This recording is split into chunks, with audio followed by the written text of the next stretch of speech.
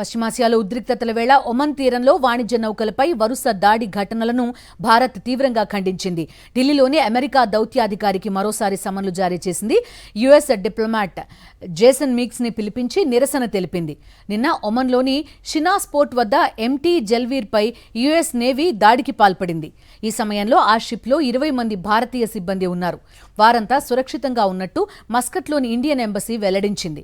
అయితే భారత నావికులు ఉన్న వాణిజ్య నౌకలపై దాడి ఘటనలను భారత విదేశాంగ శాఖ తప్పుబట్టింది. ఈ నేపథ్యంలోనే ఢిల్లీలోని అమెరికా దౌత్యాధికారి జేసన్ మీక్స్ కి సమన్లిచ్చింది.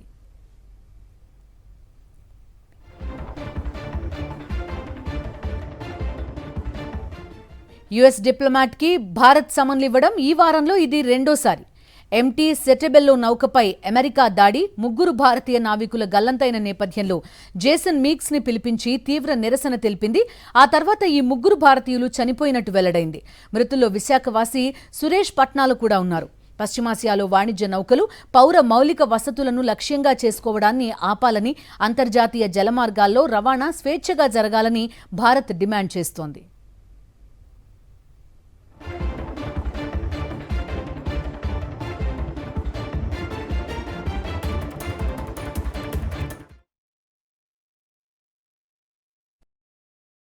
మరిన్ని అప్డేట్స్ కోసం ఛానల్ ను సబ్స్క్రైబ్ చేయండి. నోటిఫికేషన్స్ కోసం బెల్ ఐకాన్ పై క్లిక్ చేయండి.